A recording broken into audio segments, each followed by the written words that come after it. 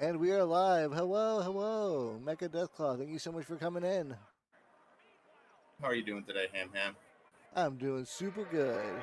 We just got to see some tank action. Now we're going to see some race car action. I am super excited. And we also have all of your race room dono challenges here as well. Just a little bit about how my run here is gonna work today. Basically, I'm starting off with a pool of $50. I'm gonna be donating here to charity, and every car I pass is gonna take $1 out of that pool here. So everybody can donate based off of the challenges that are listed just on the screen there. And depending on how much you donate, it'll slow me down, and cars will end up getting past me. So the more you slow me down, the more money I donate to charity, and your money goes to charity as well. It's a win-win. So we're gonna have fun here. I think it's gonna be a really good time. Thanks, Mecha. Thanks back. Sorry, I had to take care of my dog. Hey, Fang, how you doing? Thank you so much for joining. I'm sure Zara already mentioned it, but we really appreciate you having. We really appreciate you being here for this. Excellent. So I will say here at the beginning, I am kind of just sitting here.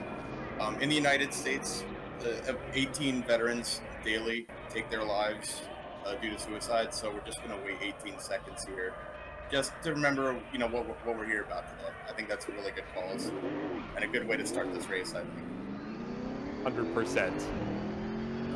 All right. So what's the challenges for today? So we got a couple different challenges here, and the first challenge is apparently a massive wreck here into turn one already. Great start. It's a parking lot here on the front stretch. I don't want to pass too many cars under caution. Beauty of NASCAR. There we go. We're good. Now we're moving. Here we go. There it is. And you can see it on the screen, but there's a lot of donation challenges too. I think most things are challenges. I don't think any of the donation incentives are really going to help Mecha. So you can do a lot of things to slow him down. Yeah, they will all slow me down. None of them will help me at all. Mm-hmm. Brad, thank you for the $16 from your game donation. Thank you so much, Brad. Appreciate you. $16, Brett. How do you want to slice that up here? You got the donut challenges there. Zara, it's not. Maybe it's updated on your end, but on my end, it still says Brett on the stream. I need to save. Oh, okay, cool. There we go. Yeah, I'm curious to see what Brett's gonna do to 30 seconds of full send it. I like the go. We'll count it down here. 2 minutes. We're starting. And one ghost. This will probably put you like in first place. Jesus!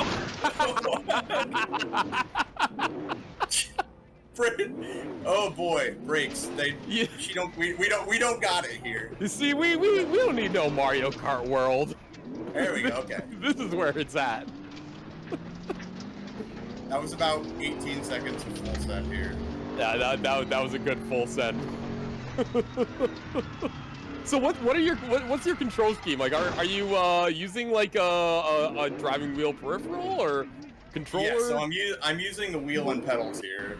Nice.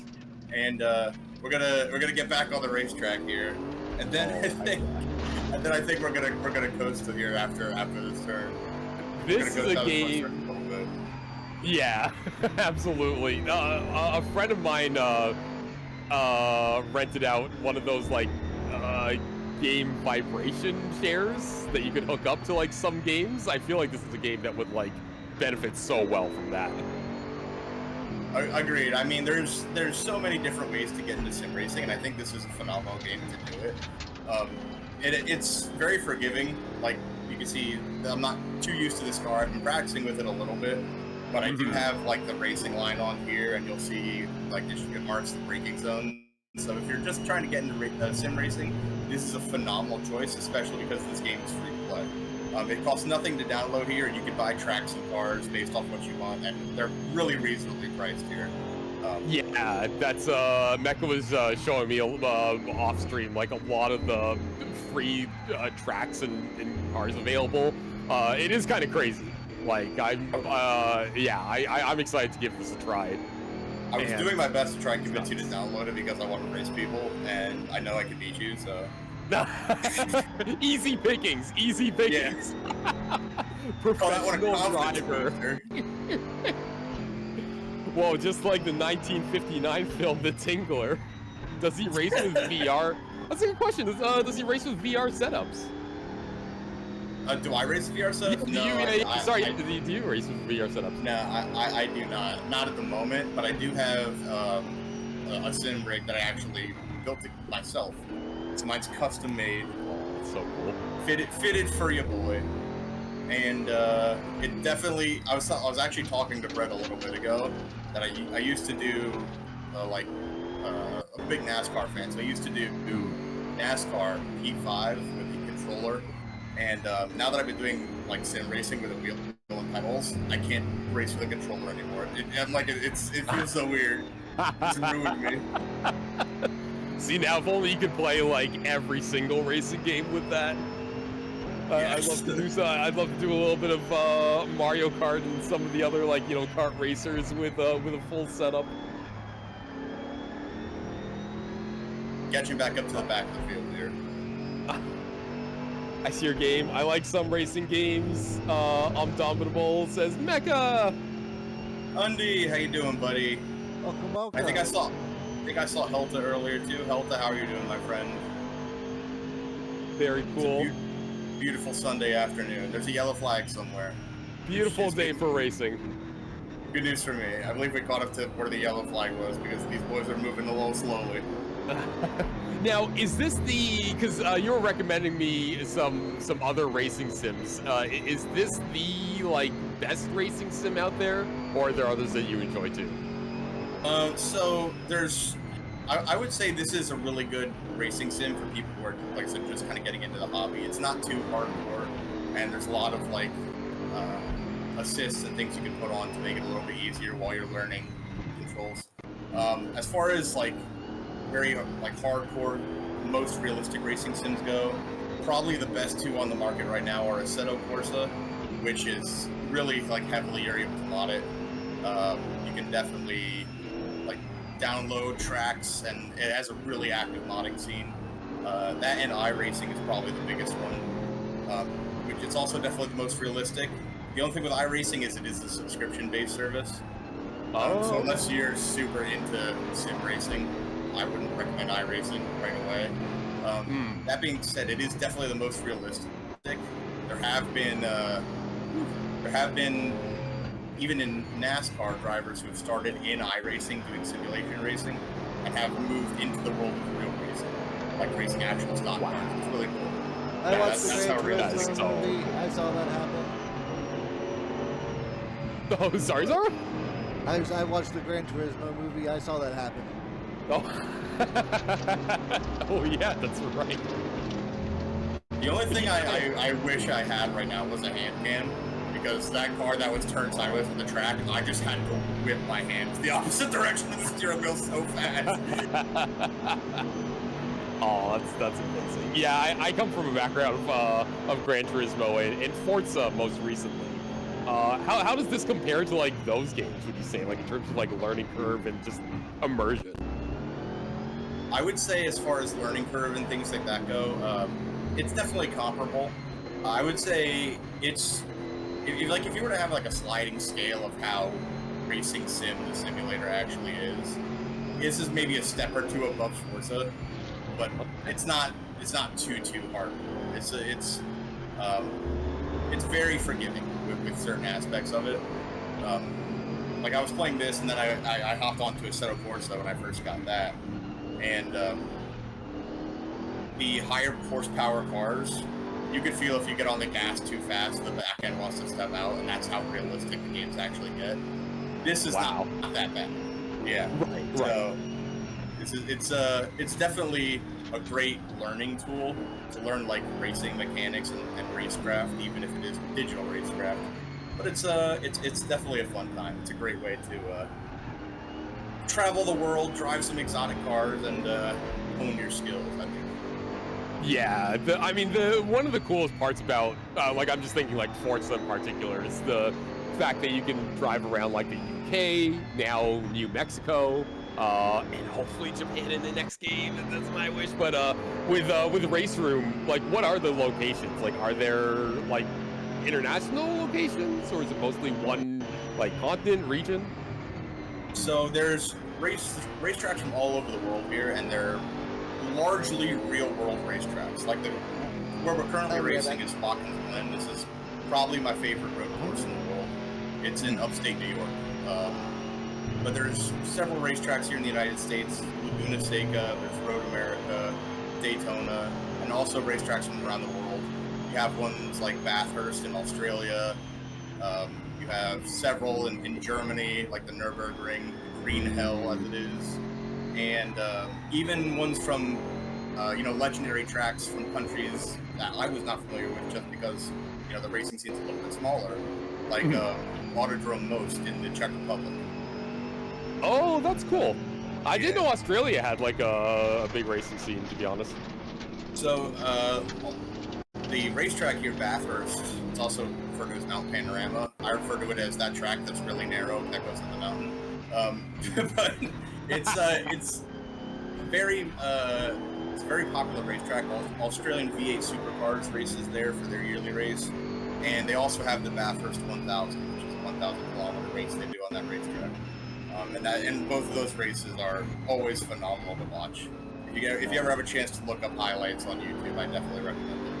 I will have that open right now. Donwell says you're doing good. I'm doing a couple of things, but will occasionally randomly scream at you. I expect as much. Thank you. Appreciate it. Butterfly Fox says it would be agrees and says it would be cool to see your steering. And do you play WRC?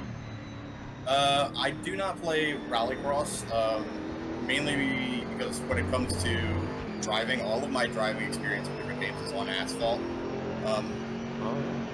Racing off-road and things like that is its own beast. It's completely different, and it definitely would take me a lot of practice. I wouldn't be adverse to it. I just haven't raced on dirt and gravel a lot before, so the car control's completely different. It's steering with the back end and the throttle, and it's so cool, but I'm not good enough for that.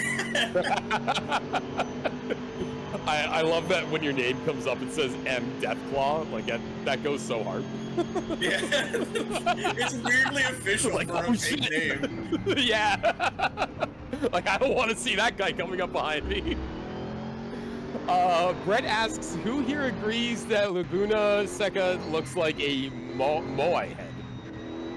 So, if you look at the track layout at the right angle with the front stretch on the bottom, it looks so much like an Easter Island head. It's not even funny. It looks exactly like a Moai head that's staring at the sky. It's like looking up to the west. That had to be intentional, right? 100%. I like to think so. Yeah, right? Yeah, very different as Butterfly. Oh, I love this. This is great. Watching different races, and one of the things that I like that NASCAR, specifically NASCAR, I'm a big NASCAR fan. I watch a lot of the real-life racing. One of the things they have, actually it's through their app, is they have, you can pay like for special access, and you'll actually get, through their app, in-car cameras of some of the drivers you can watch, which is a great perspective for the race. Wow. Yeah. And it's basically this view where you're seeing it from the driver's standpoint. Yeah. Oh, that's crazy. That sounds like it'd be great. There are some perspectives like in hockey or football that it just seems to like get in the way. I'm like, I don't need to see the game from like football would be this terrible. perspective. Football would be the worst one. Yeah, but like in racing, I feel like this is where you could like, because that's a perspective you never get to see. So like that's really cool. Absolutely. I saw that the track on Gran Turismo 4 on the PS2 and knew it only as the Moai track. Well, I was talking. There's several racetracks where I will 100%. It's a phenomenal racetrack. I'm just not good there for whatever reason. I'm gonna race tracks that have really long sweeping turns like this and long straightaways and easy transitions where I can. The name of the game here at Watkins Glen is keeping momentum up as much as possible. Right. Tracks like Laguna Seca are really heavily about braking zones and beating your opponents deeper into the braking zone and getting good like rotation of the car and good throttle off. And what a defensive line by this guy in front of me. That's I was gonna say, yeah, it is amazing how much technique is involved with racing, and then like of course taking advantage of drifts. Yeah, it's face value. It's people driving really expensive machines in circles for an extended period of time. You're not wrong. Yeah. But it's so fun. It's so cool. It is really cool when you get into the nitty gritty, especially with like on tracks like this where it's a lot of momentum and like I said, needing to keep speed up. The question is when you're setting the car, do I want more downforce, which will help me get through the corners better, but it'll make me slower overall, or do I want less downforce and be faster and have better acceleration, but I don't have as much grip in the corners? This is a terrible situation to be in the turn one. I don't want to be here. I'm backing out of it. Oh my lord! Oh, so this would be a time for full send, huh? Or maybe a time. I saw that coming a mile and a half away. I'm like, this is no good. No. I saw her like 3 wide. Woo! There we go. Yeah, this is. I wish the road was this open on the highways, to be honest, instead of being stuck in gridlock during commutes.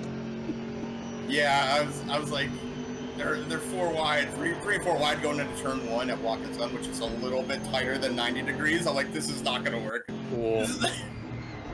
But yeah, both in racing and in golf, a 90-degree turn is pretty rough. Yeah, that is true. That is definitely true. But we were talking a little. Yeah.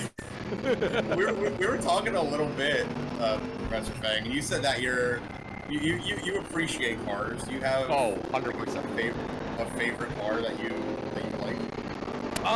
Like in terms of racing, nothing in particular. Like I'm not as knowledgeable in racing. I just enjoy watching like NASCAR or like Formula 1 and stuff. And I would love to get behind the wheel too. Like I've been actually looking for like racetracks in my area that I can just go to and like start practicing in racing. Like I know it's an expensive hobby, but I'd love to just like try it at some point.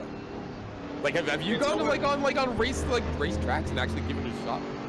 So I have not, mainly because currently my personal vehicles, I'm on my 3rd car I've owned since I've started driving, and I'm currently 2 for 2 at driving cars until their engines explode.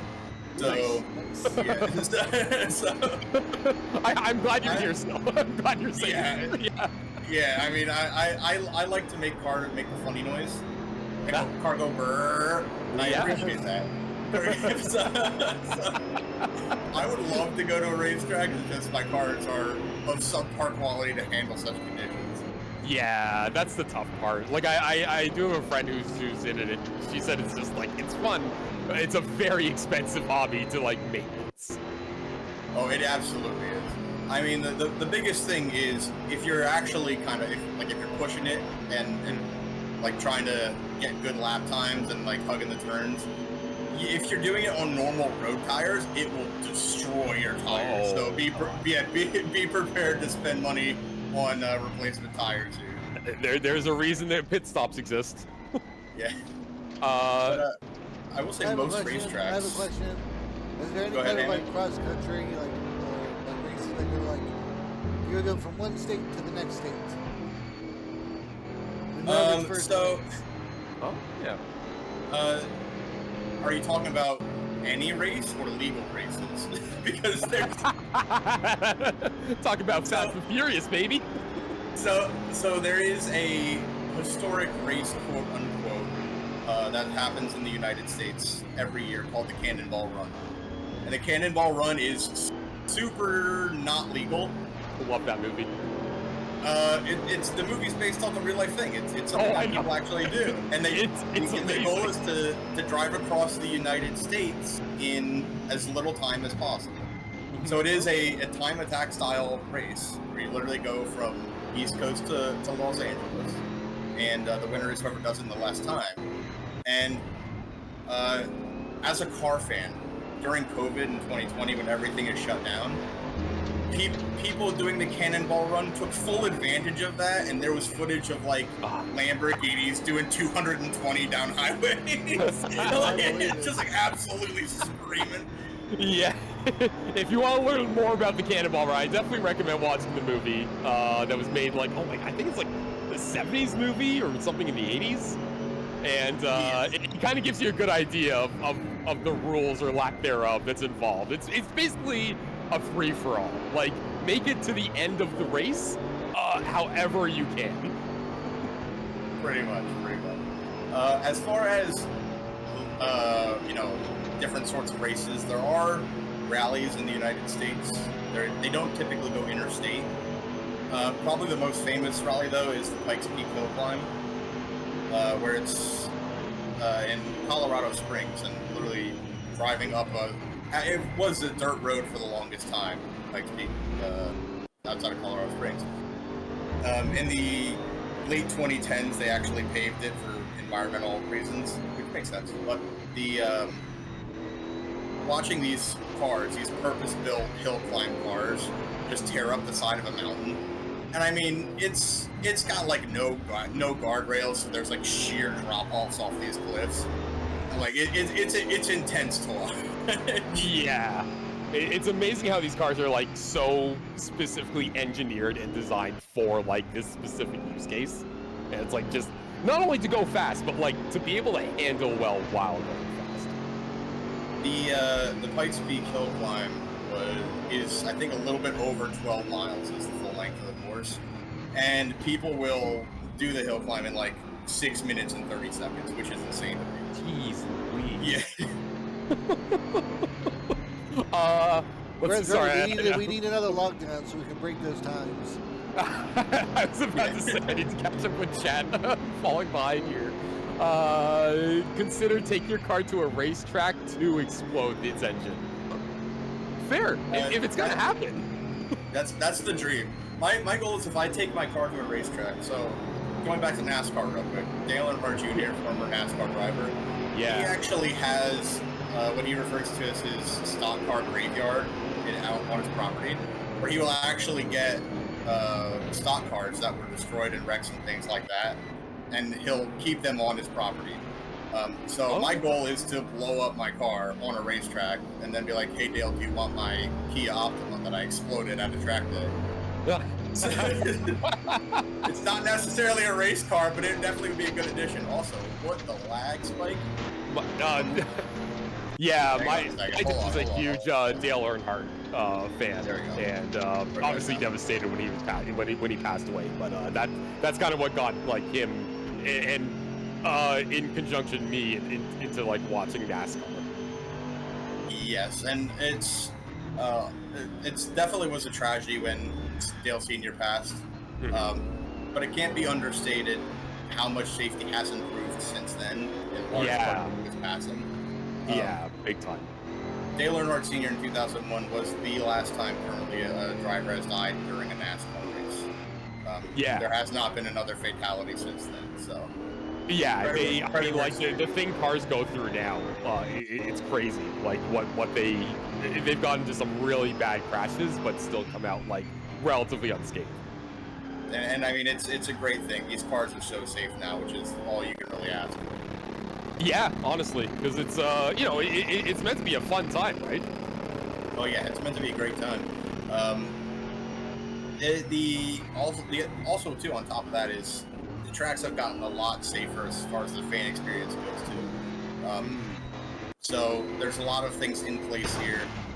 That was quite rude of me. There's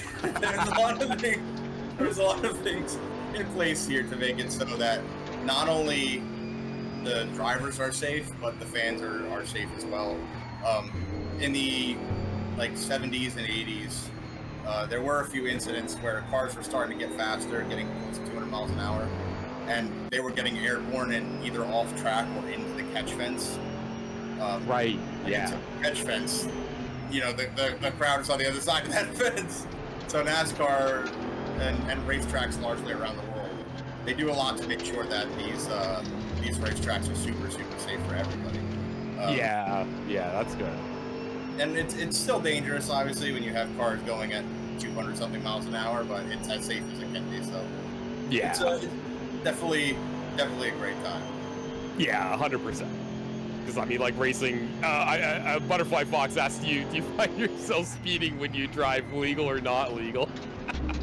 Listen, that's why we have the racetracks. Yeah, so you can drive at crazy speeds. So I'm gonna toss this one back as a question to you guys. What's the fastest allegedly the fastest you've ever gone in your personal car? Oh god, there is like a long stretch of road, thankfully, in my area that's like completely empty, and it's where people like to test how fast their car can go.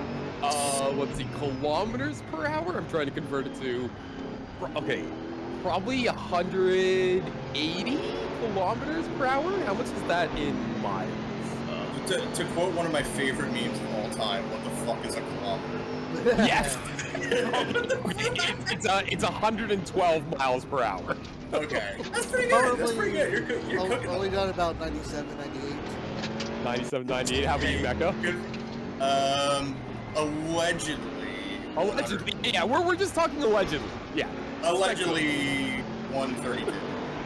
Oh man, I think you have the highest then. Brett has 130, Butterfly Fox is 125.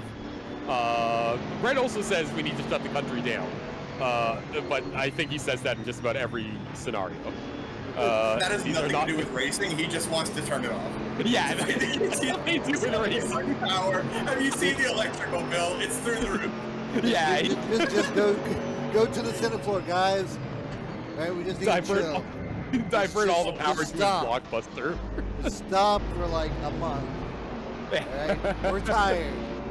This isn't working. Stop. Did you try turning it off and then back on again? Yeah. That's always first thing to do. Yeah, 112. That's it. Oh, I gotta catch up to you guys. I'm falling behind you. How dare you be that responsible? Yeah, I know. Like, wait, I need to hop in my car. I need to fix this right now. Jeep at 2 miles per hour. To be fair, that thing can like max at 3, so you've almost peaked it. Yeah, I'm kind of jealous. You're careful, Carol. You're gonna explode the engine on that one. Power cycle the U.S. The power systems are fucked. Are we sure the government's plugged in? Yeah. Turn it off and turn it on again. Always the first thing to do. I mean, to be fair, I'd drive Power Wheels if I could. I'm imagining a little frog in a tiny car. Just absolutely ripping up the asphalt in like a Power Wheel Corvette. I've got a real Corvette speed. I know. I've got a challenge for Carol, doing the cannonball run in the Barbie Jeep. All right, and if I'm doing the cannonball run in like a really expensive car and a clown puppet pulls up next to me and just blows my doors off, I think I might just leave my car wherever it is and walk away from it. I don't I'm walking home. Yeah, there's no beating. Never be seen again. Brett's totally right. The lights are on, but nobody's home. Okay, real talk. When is the NASCAR collab happening with Magic the Gathering? Dude, some of the NASCAR like sponsors they've had throughout the years are absolutely like incredible. Like I know GameStop sponsored a car for a number of years. Currently, there's a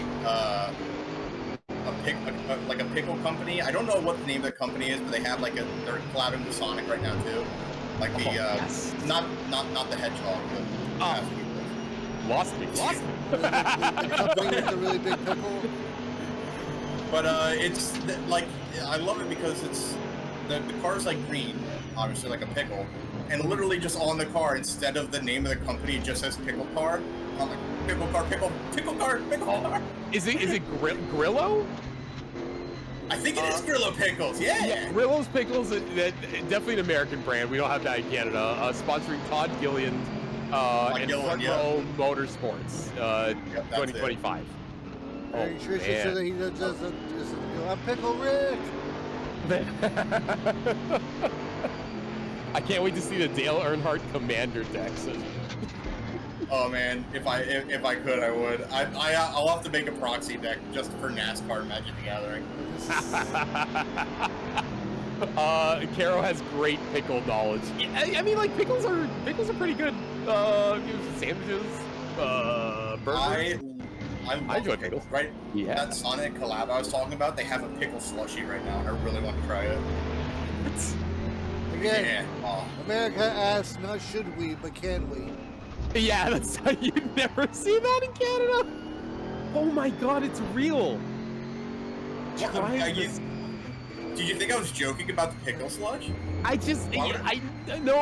believed you. I just needed to see a photo of it to like really fathom. Let's see. People. Hey, Professor, that'd be a saying, wild thing for me to lie about. Just so you know. You just make stuff like that up. People are saying it's good at first and then too much. That's exactly how I'm described by most people. It's okay, not something I crave again. It's like watered down lemon lime Gatorade with a spill of pickle juice. That is the least appetizing description I've ever heard of any food stuff. It's I like better Gatorade flavors. Yeah. Oh man, pickle Gatorade? Yeah, that's how people are describing it. Someone 3 days ago said I had my second one today and now I want another. Okay, we got one positive review on the Sonic Pickle Slush. It wasn't pickle, but Burger King once did a green slushy called Ogre flavor for Shrek. It was probably the best icy I ever had. I don't even know how to compare it to anything, but. Wait, what was the flavor? What does swamp water taste like? It tasted good. It tasted like neon green. Oh. What? What's neon green flavor? Is that like Mountain Dew? I don't know. It's like what is blue flavor for Gatorade? Yeah, well, blue flavor is also tastes like hard blue. to describe. Butterfly, I like pickles and I like slushies, but no. I mean, like, listen, if you like those two things, combining them has to make a good thing, right? Not necessarily. Right? It's one of my favorite, family feud style questions. I don't think the pickle should be default. I think you should ask for the pickle. You should add pickle to slush. You should have option 4 plus pickle.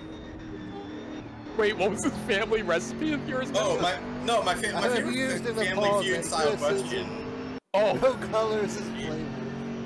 My favorite family feud style survey question I always like to ask people is name a food that'd be less appetizing or it'd be made worse by adding cheese. Oh.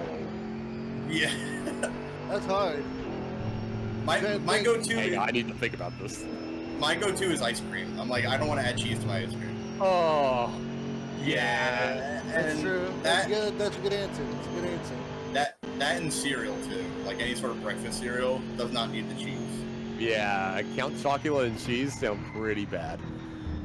Oh man, I don't know. Bubble tea and cheese? I don't think that would go well together. Like nacho, like nacho cheese in bubble tea. I think it depends how it's implemented, really, because if you had it you're just drinking the normal tea, you get a sip, and then you have one of the tapioca pearls. Right. You're holding on to it, you drink the tea, and then you bite into that tapioca pearl, and it's queso.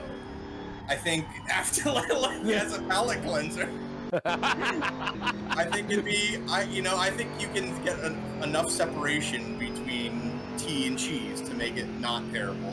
You say palate cleanser, but there's really no coming back from that. Butterfly Fox, I agree. Purple is a taste. Purple's a taste. Yeah, it's grape. It's grape. God, That- that that's is the thing, a really Well, good Family Feud question, though. It's like cartoon grape. Because real grapes don't taste like purple. There's pickle. Sorry, I'm going back up to chat a little bit. There's pickle cotton candy. Is the states okay?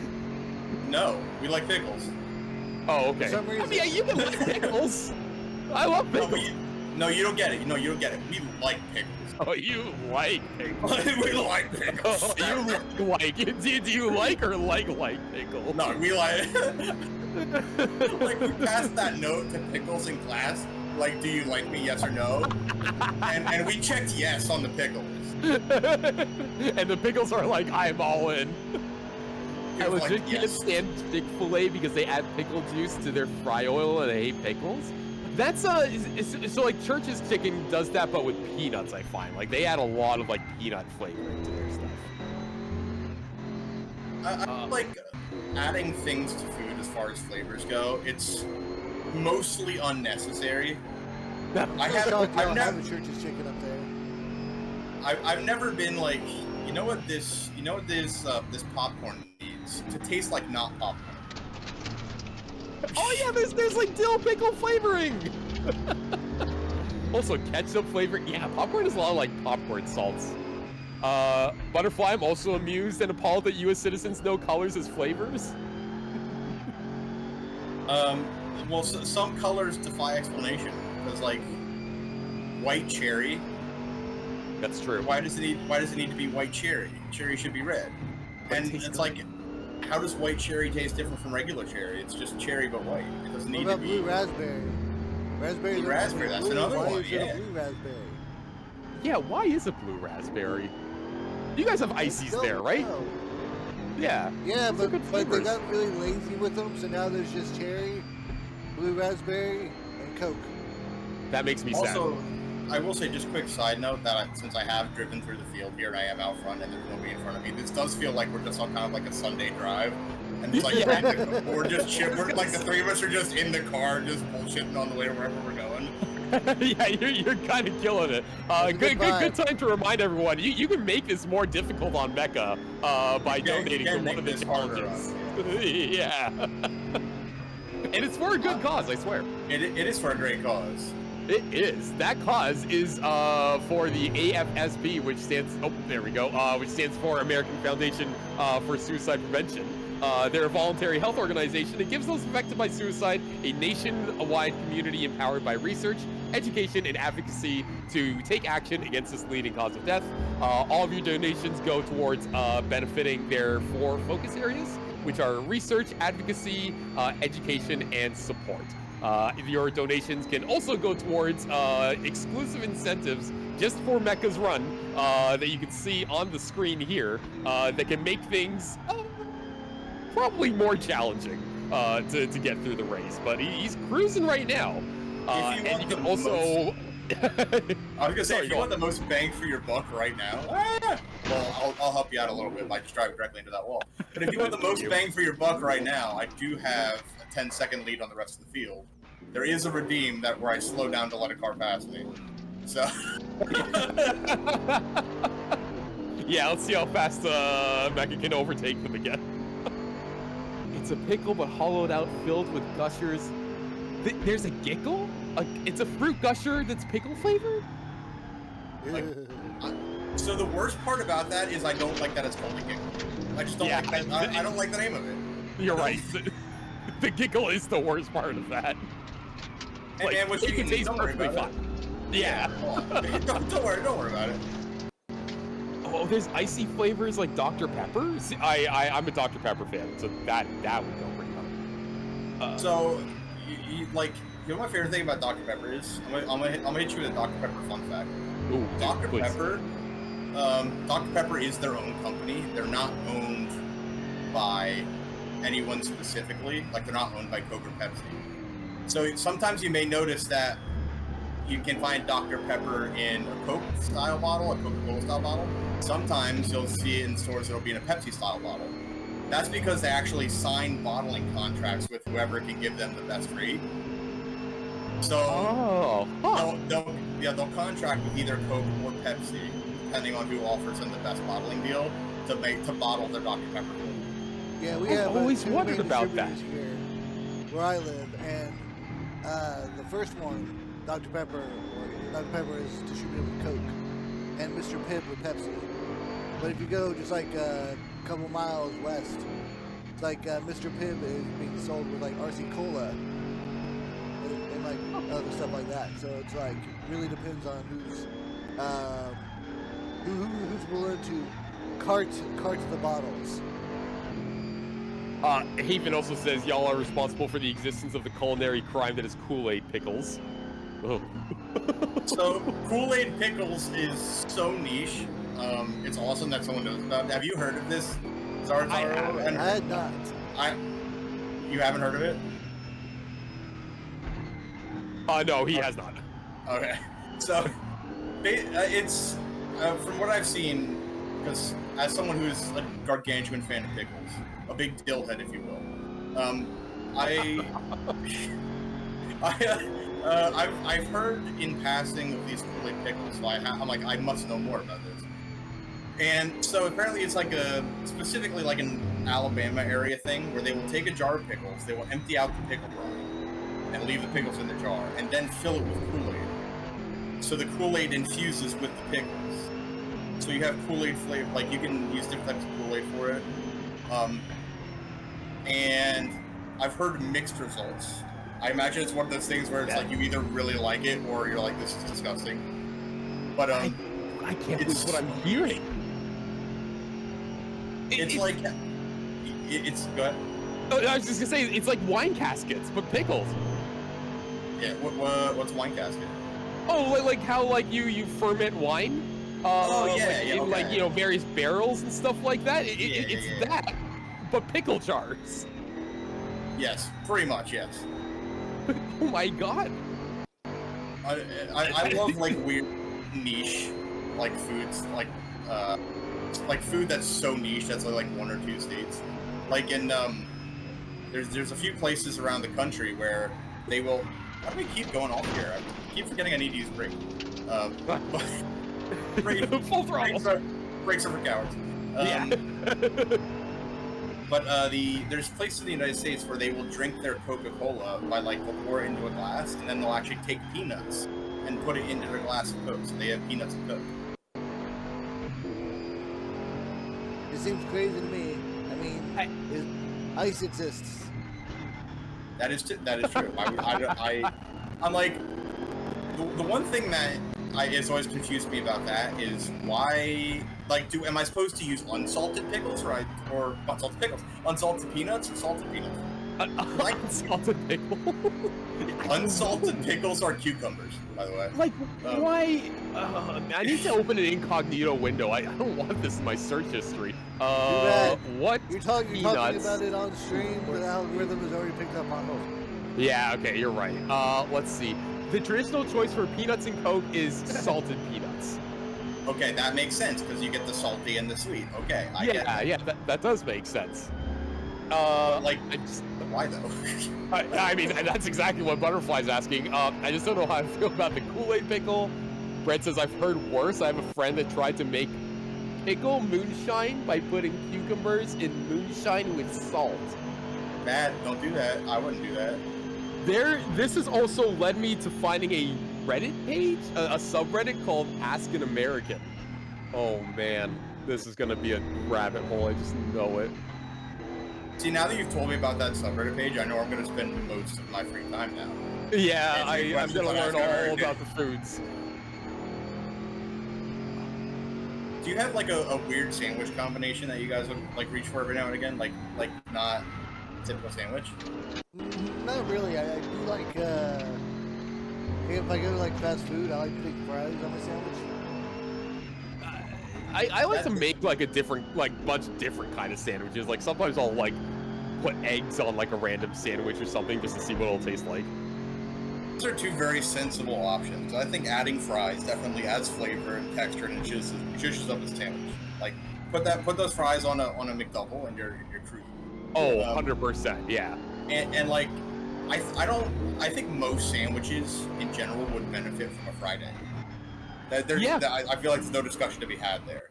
in Vegas, there was this bar called the Nuclear Bar, and it's called that because it's in a place where they used to sit on top of the bar and watch the military blow up nukes, like in a testing site.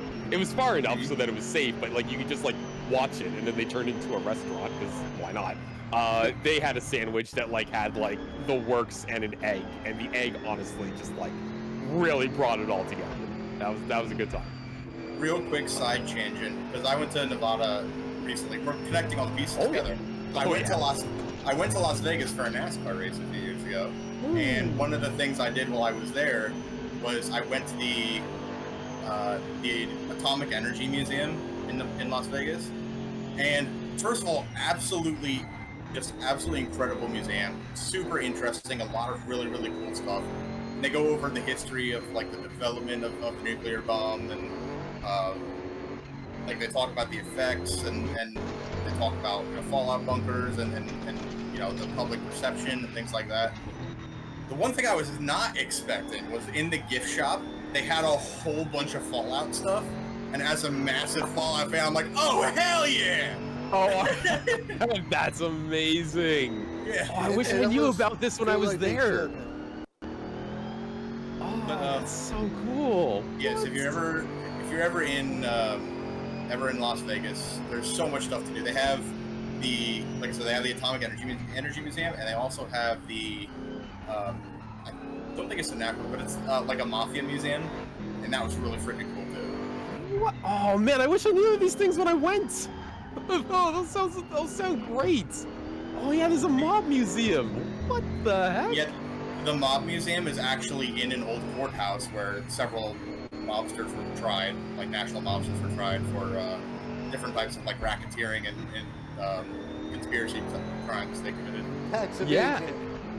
National Museum of Organized Crime and Law Enforcement. That's insane. Holy smokes. You had to be either really good at crime or really bad at crime to actually get like arrested back then. But you could like bribe anyone. So, one of my favorite things that they talk about at the mob museum was a lot of casinos, when Las Vegas was really like opening up the casinos, were run by the mafia. Mm-hmm. Initially they were doing organized crime things of, taking stuff off the top and rigging games so people would lose. But eventually they realized that the games are essentially designed already. Like gambling games are designed for the house to win. Right. And when they were rigging it in their favor, people would be losing more, so they wouldn't come in. so they decided that it was actually better business to have these casinos be legit, because they would make way more money off of people who would just keep coming back. So the mafia actually was like really big on legit gambling casinos, like everything above board, because they would make way more money doing that than by rigging the games. Just by keeping things. That's amazing. That kind of feels like Yakuza, where they're like, yeah, we could do like crime, or we could just open up like this like fancy hostess restaurant and just like make like a whole bunch of money there. Yeah. Oh, they've got a whole menu here too for the mob museum. Let's see. They've got Italian cream soda, Banana Anna, the Temptress. Well, I need to go back to Nevada. Holy moly. Anybody who says Nevada is just for gambling, or Las Vegas is just for gambling, has not looked hard enough at Las Vegas. There's so much stuff to do. Yeah, there's quite a lot more to do there. Oh, the category is still Metal Slug, apparently, Zara. Thanks, Brad. What's this one This Metal Slug game looks weird. This is Race Room. Mecha, have you been to real-life sites in Nevada from Fallout? I have not, because when I went, I did go with family, and they were not nearly as interested to visit the small town of Good Springs as I was. Darn, I was what the heck? I want to go see Good Springs. They're like, what's in Good Springs? I'm like, logistically speaking, nothing. Nothing for you guys. Everything for me. Everything for. What's a Good Springs? That's where you don't understand. That's where I got shot in the head. Okay, that's what it's important. It's part of the lore. But yes, I have not visited the sites from New Vegas, unfortunately. I will say though that the town of Good Springs, they do hold a yearly festival. They hold Fallout Festival every year, where at the saloon in Good Springs, like there's an actual saloon there. At the saloon in Good Springs, they host like a 2 or 3 day festival, all centered around Fallout and specifically the game New Vegas. Oh, And, what? That's amazing. Yeah, people come into town. They have like music and stuff, like the era music from the game. People do like live performances. They have like cosplay contests and everything. It's a straight up convention. But it's in like this weird small town in the middle of Nevada. Yeah, that's amazing. I love that they embrace it, you know, and like same with the Atomic Museum, like just hearing that they have that they've also partnered with Fallout for merch, just like that's so cool. You'd rather embrace that sort of thing than fight against it. Oh, Butterfly Fox went to Good Springs. Oh, you went to Good Springs? Good Springs seems like such a nice little town. Like it seems like such a great place to like. Honestly, it's just a great place to live. Because from what I've seen of it, it's just a normal, like, nice little town. You know? There's nothing else, like really nearby around it. Like Las Vegas, like Nevada, Las Vegas is close, but Good Springs itself is just a really nice, quaint little town. It seems nice. But then you find out about the nuclear bunkers. No, well, there's nuclear bunkers everywhere. When I was, the high school I went to was a really, really old high school. Like the building itself was really, really old. Mm-hmm. So where I would actually take my music electives, like which in high school, one of my electives that I took, because you need to take a certain amount of art electives. One of my art electives was the history of rock and roll. Oh yeah, that's an awesome. Amazing. It was a fantastic class. But our music classes were actually in the school's old Fallout show. Oh wow. Yeah, really? So it was like under the school, and we had like you could see there was like the entryway, like the door was like super thick walls. It was really cool. Ironically, it's probably a good place for a music class because like it's a little more soundproof. I mean, really. Like, are we that bad? You gotta put us all the way down here? I mean, listen, if you got the space, you might as well use it. Hey. Schools need more spaces. That's like a heavy pizza. That's like a pizza parlor mob front that got so good they go legit. I mean, yeah, it's a good way to look at it. There's a place. Oh, sorry. Go ahead. No, go ahead. I was gonna say I read a post about a mob front where a guy went and was like, I went to this Italian restaurant that had like 2 reviews, but they're both 5 stars. It's like when I got there. There were the people behind the counter were wearing like tracksuits and like typical gold chain. They were all kind of like staring at me like, who is this guy? But he's like, I ordered my food and it was really freaking good. And he's like, afterwards they brought me a free like house like complimentary piece of cannoli cake.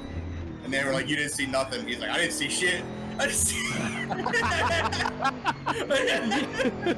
There's a couple places in some Canadian cities that I've learned are actually like mob fronts or like run by a mob. Like you'd never believe it. Like they're just like places that seem like a regular like dive bar or restaurant or something. But after I learned that, I was like, I wonder if I should just pay in cash from now on.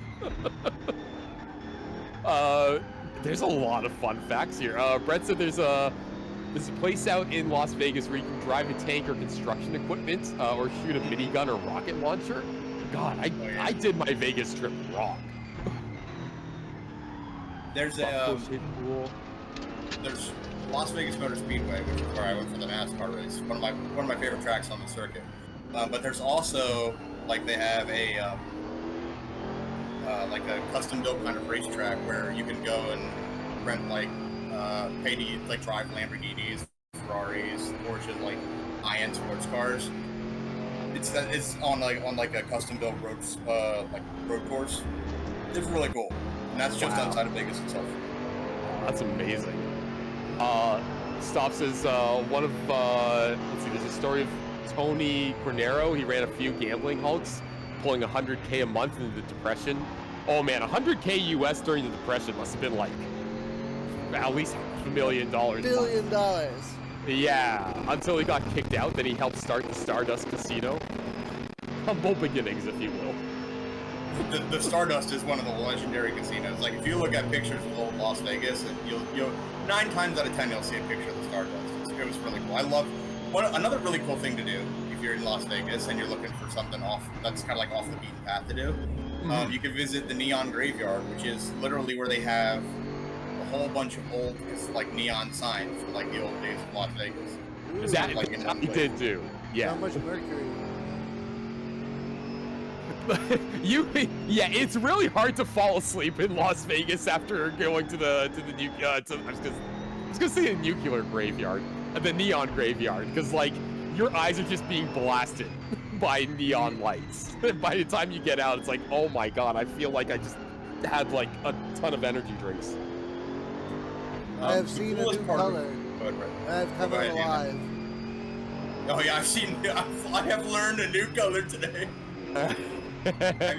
Have you ever wanted to look? Have you ever wanted to know what it looks like when all the neon is in your eyes at once? I know now.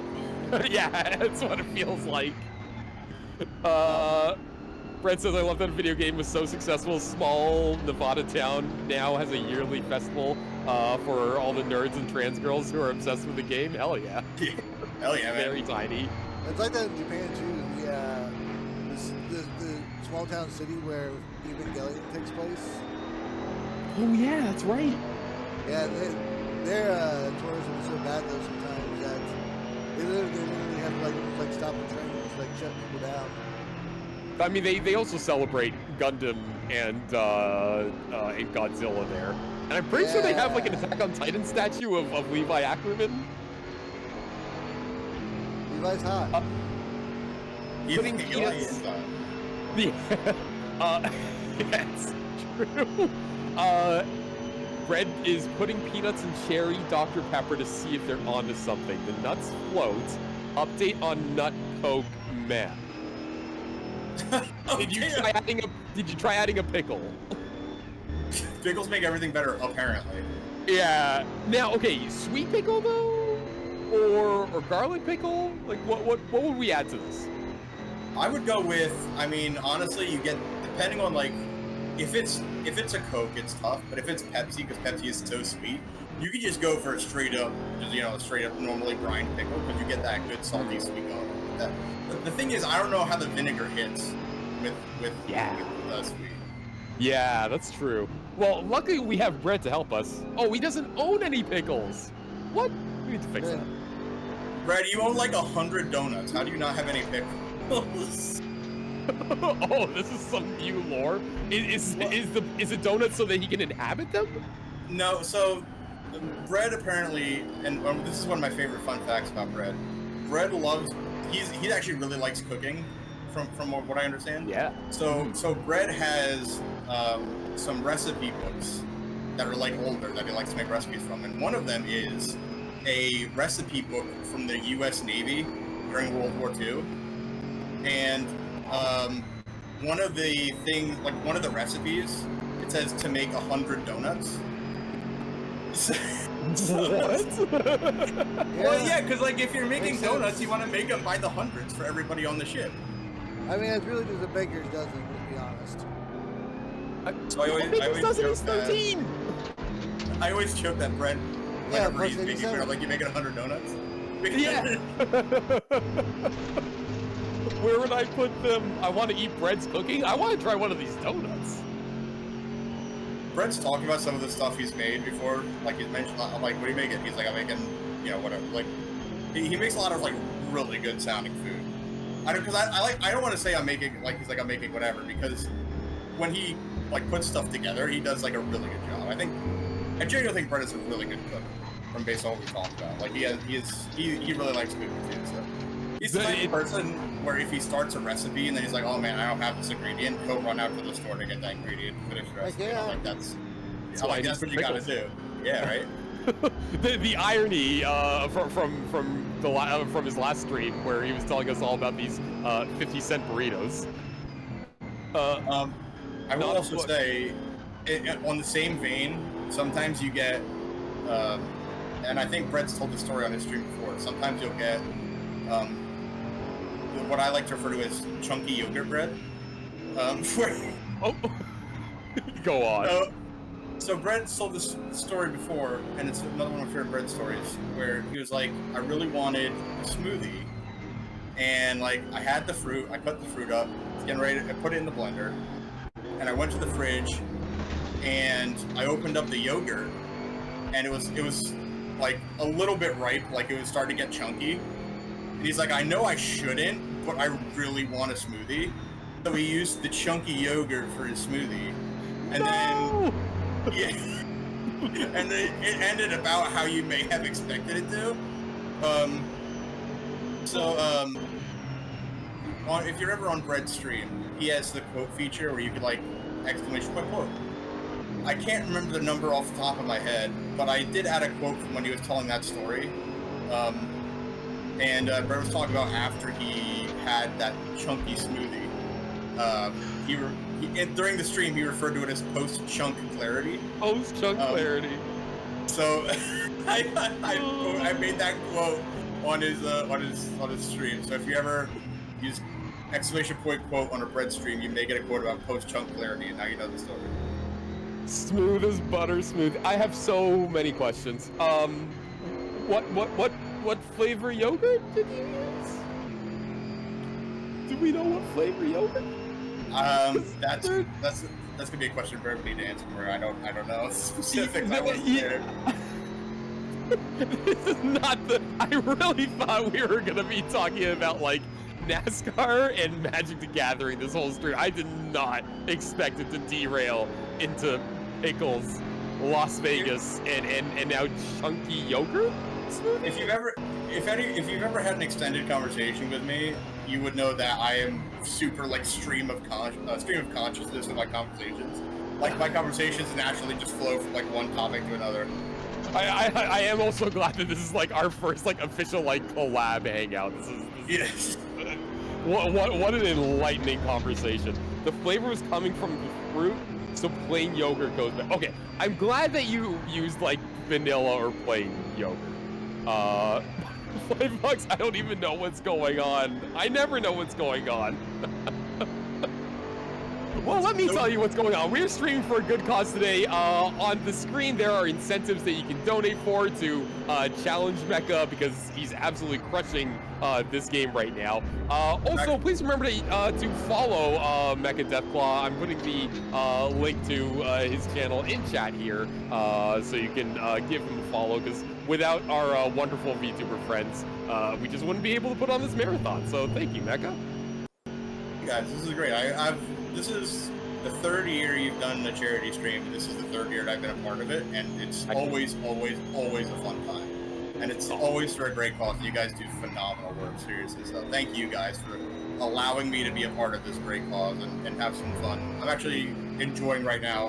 I'm head empty, working my way through lapping the entire field. Let's go! Yeah, credit to Zara. Like this is just my first year helping him organize it. Oh, sorry, Zara? I was gonna say stuff like this is what streaming should be used for. Not for evil, but for good. For good. I completely agree. I completely agree. I've also had the honor of talking with Saratara a little bit on the off time about some. I won't give too much detail, but some potential ideas he's had for other charity things, and they're really cool. I will say there's some really good ideas. Unfortunately, the one idea we wanted to do, but couldn't figure out the semantics, the poker tournament. Yeah, we wanted to have a charity poker tournament, but there were some complications with gambling on Twitch, especially if technically, even if it is for charity, there is real money involved. So that's a no-no on Twitch. Yeah, and also gaming. Regulation board. There's also a very like gray area there too, so it's like I don't want to get arrested. What if? Oh yeah, I never thought about that. There are some implications there, aren't there? Like, best we could do would be like an Uno tournament or something. If it's... Oh, actually, that's a really good alternative. No, you're on the right track. That's the old Uno reverse on Twitch. Like literally. Yeah, it would be a bad idea. Oh wait, okay, hear me out. There's a in Mario 64 for the Nintendo DS. There's a Luigi poker game. I know exactly what you're talking about. I lost so much time of my life to that stupid mini game because it was so addicting. Just play that. There's your poker solution. With Luigi will be the one who gets arrested. There we go. That got me into gambling, Brett. Luigi Mario. Let's go gambling. Yeah, if you visit the mob museum in Vegas, you'll see a statue of Luigi there in his poker uniform. Yeah, Luigi goes to prison again. Yeah, Mario Mario gets a freaking galaxy. He gets a world. Poor Luigi gets a mansion, a haunted mansion, and goes to prison. He got free real estate. Which is more than anyone could ever ask for, really. But Mario got a galaxy. He got a galaxy too. He visited a galaxy. He didn't get to keep it. Okay, that's true. It's Rosalina's galaxy. Yes. Well, Luigi gets real estate, but it's haunted real estate. So, I mean, imagine the money you can make. You have actual physical proof your house is haunted. Imagine the money you could make. You're right. In this economy, I'll take a haunted house. It's Rosalina's the property values down. Yeah, that's true. You could flip into a tour house. Oh man, the Airbnb rates would be crazy. Luigi always wins, really, is what I'm getting at. Luigi always wins. As he should. As he should. Have y'all seen the fan-made Mario Pokemon game? I have not. Tell me more about this. Oh, it's Pokemon where you catch all the creatures like Yoshis and Boos and Goombas and stuff to fight on your side.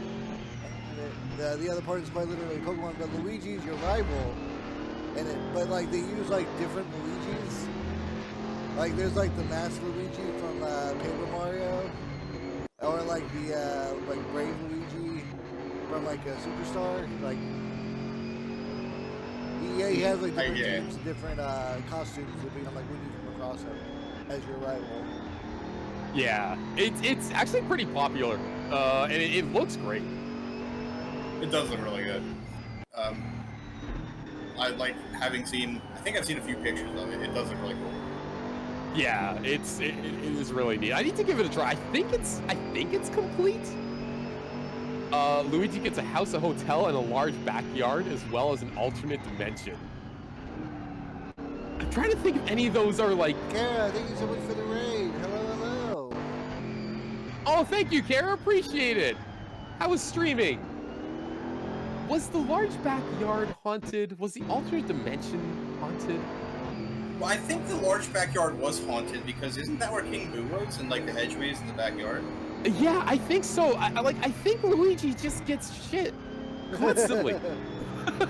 It's real estate, but it's haunted real estate. Luigi's the fact that Luigi always has to do with ghosts is kind of a raw deal, especially if you think about that he is designed to have to deal with ghosts constantly. I feel like there's some sort of anger or repressed anger at their older brothers going on in Nintendo that I feel like they probably need therapy to talk about. 100%.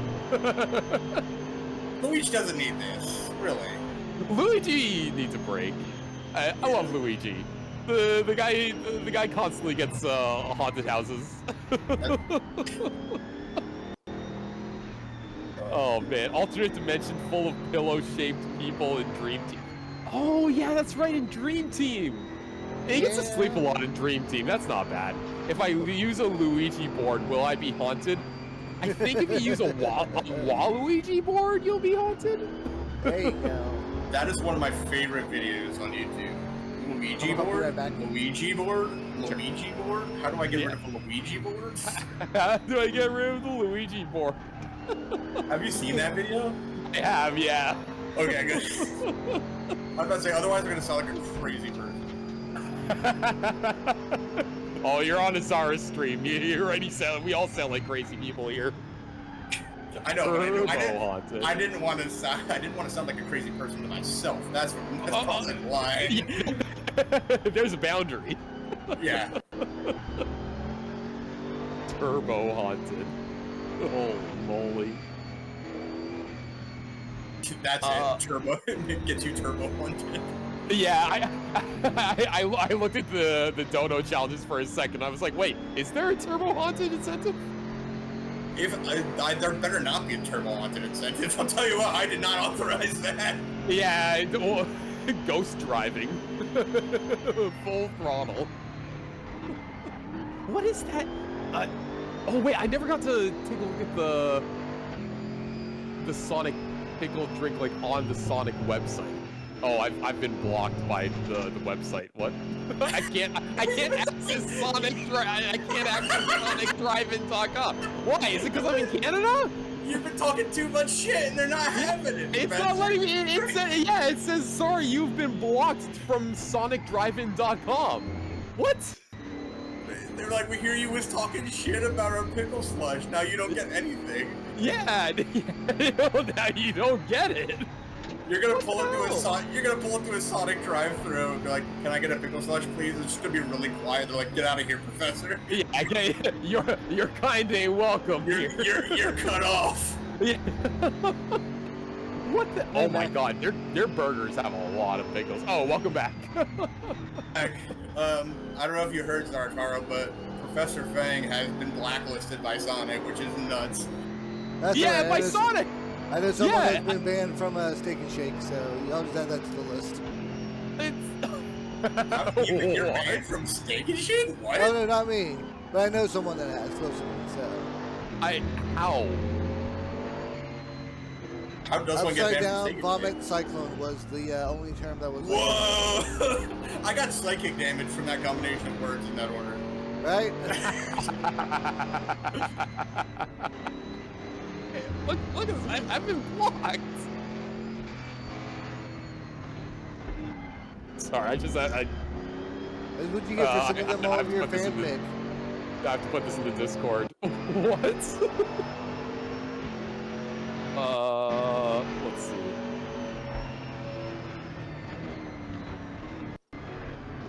Yeah, okay, it's real. You get blocked by a fast food place, that's an accomplishment. I'm Canadian! I went to a Steak and Shake and they reformatted their menu and it was the saddest experience of my life. How is it that each step of the stream is a new sentence I didn't expect? Yeah, this is not what I was expecting at all when Mecha said he was gonna be running Race Room. I just wanted to see the pickle menu. We were talking a little bit, getting ready for the stream. I was talking with Professor Fang. He's like, "Oh yeah, I'm really excited to talk about cars." And in my head, I'm like, talking about cars is gonna last 5 minutes, and then we're gonna talk about it. I was like, oh, I'm sure we'll talk a little bit about Magic the Gathering, maybe a little bit of Pokemon. No. Nope. Pickles, No. Las Vegas, and where have you been banned? Yeah, and where you've been What banned. fast food organization doesn't like you? The answer is Technically, pickles. we've all been banned from Bread's Blockbuster because we're all trespassers. That's alright. I can live in the walls. I paid the fee. He did take my hand. Brett did Oh, take- Gary, you like Magic the Gathering too? Heck yeah. That explains a lot. I Oh, talk man. about all day about Magic the Gathering. Yeah, those Sonic cards and the Final Fantasy cards look like so good. Hang on, let me see if I'm banned from those sites. Like, okay, Wizard. No, I can access this. All right, we're in. We're locked in. All right. I just got door slammed by that car. I Yeah, have no that idea guy- why he's being so rude. Yeah, that was rude.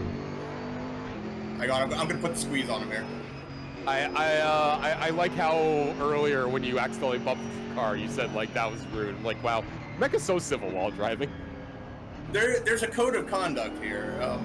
The biggest thing is be predictable, and it's like it's not hard, but to not be an ass, especially when the race is 2 hours long. You don't need to get by somebody this second. You can wait a little bit. Yeah, yeah, absolutely. You're still not getting that back. Banned from Scryfall. What's Scryfall? So he was saying, in reference to Brett saying you're still not getting that back, he's referring to my hand. Oh. I wouldn't be surprised if I was banned from Moxfield for some of the titles of the decks I've made. Okay.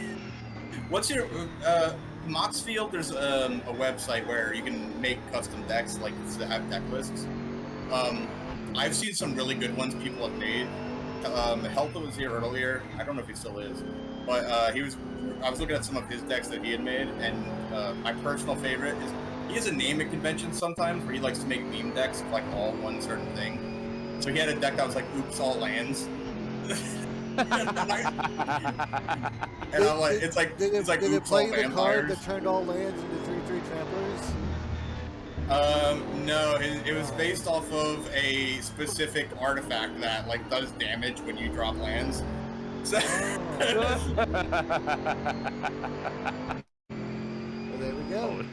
I always played mill decks. I'm sorry to hear you hate fun. Yeah. No, mill decks are great. I tried to limit the amount of counter spells I put in because counter spells are literally like the rudest thing. If you're playing a mill deck and you have counter spells, I'm leaving the table. That's you've broken the rules. You've broken the social construct. This game is over. Social construct is broken. Sorry, you're banned. Everybody's deck is allowed to have one not fun mechanic for everybody else, except for you. If you have two, then the social contract is broken. Kara says I mostly play Commander. Yo, EDH Commander, let's go. And I mostly play Commander too. milling multiple people at once is a good way to get you targeted. Zara catching the soft ban in meat space. I've been trying to avoid the Magic the Gathering site because I know that the art of like the Final Fantasy and Sonic cards will just completely grip me, and now I'm here, and oh my god, it's so pretty. Oh, dude, don't get caught up on the Final Fantasy stuff because Final Fantasy cards were part of a specific expansion. So Magic the Gathering, they do. Like they have their main blocks that they release, which is like their own personal content. And then they have two different types of like expansions they'll do, like limited edition expansions. Mm-hmm. They have secret layers, which are small little collaboration things.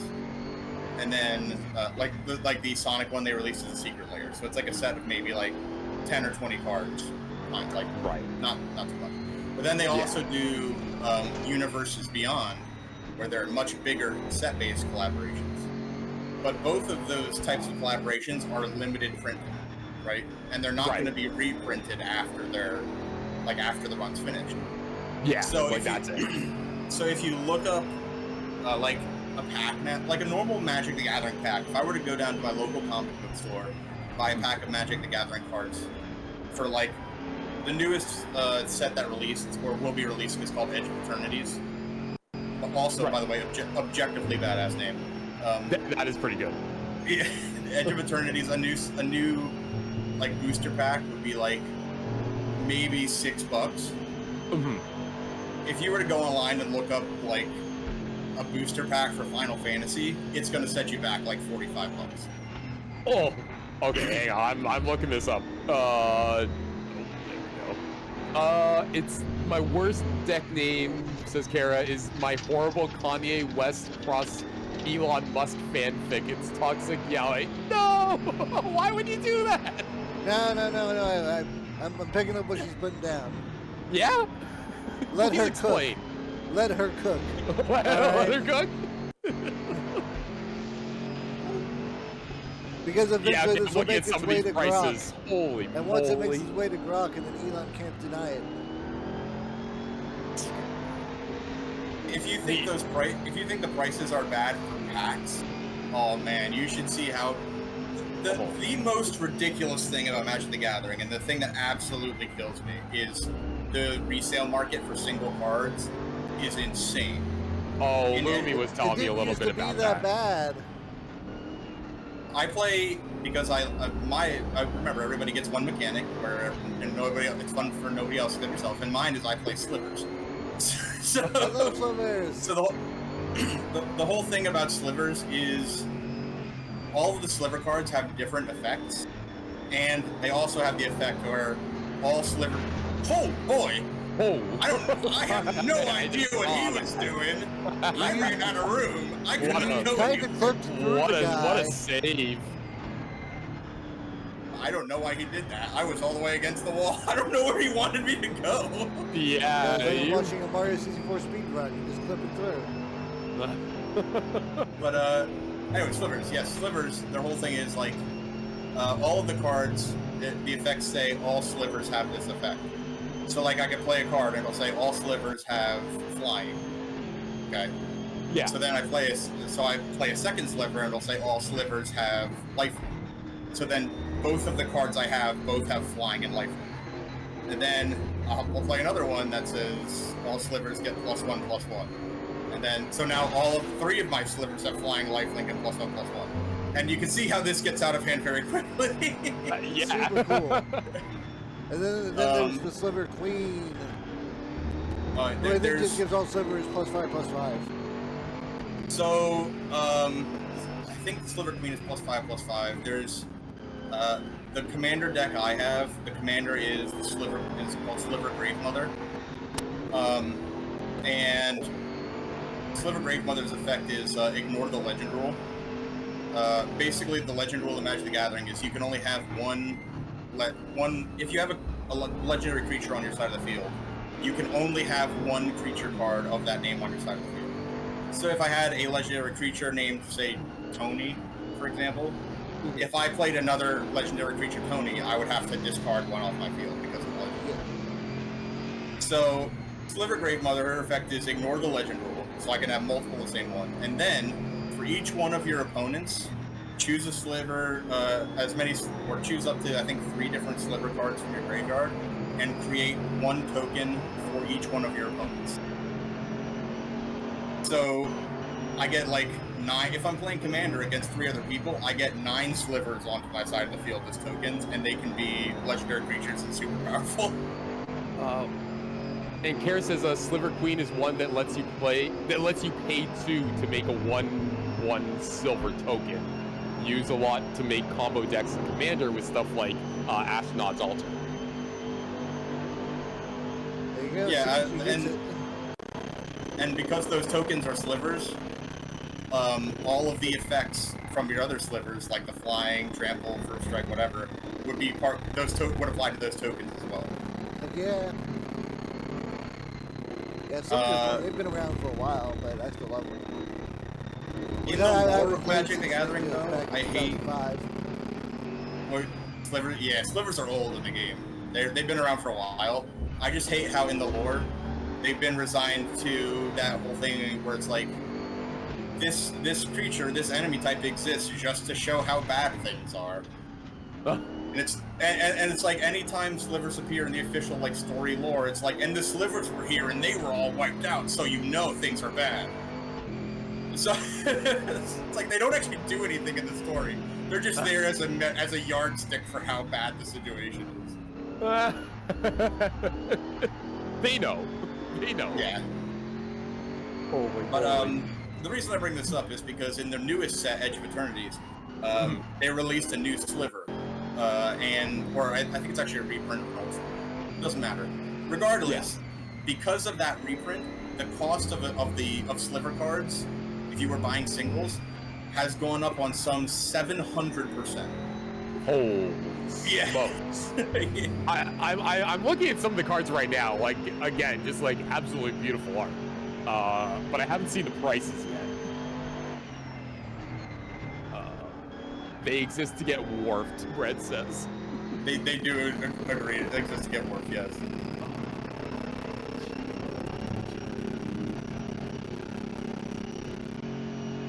Okay, the prices aren't as bad as I was expecting to see for the resale, but like still pretty high. It depends on the card, really. Yeah, it definitely depends on the card. Honestly, Pokemon cards are also a big resale nightmare due to scalpers. So, for the longest time, the most expensive Magic the Gathering card was the alpha version of the Black Lotus. Which is weird. I get it for like collector stuff, but like, you know, you can't use it. So what's the point? Yeah. It is illegal in pretty much every format, the Black Lotus. But when Magic the Gathering did a crossover with Lord of the Rings, they released a unique version. They released a card called the One Ring. There was a unique version of it, a 1 of 1, which was like the One Ring with special art, and the card descriptions were in Elvish. Oh, that's cool. I actually do remember this, that collab. But so when somebody found it in a pack, there were a lot of people who made offers for it. One guy actually offered to buy it for like $100,000, and he said his intent was to take it to New Zealand to drop it into the actual real life Mount Doom volcano.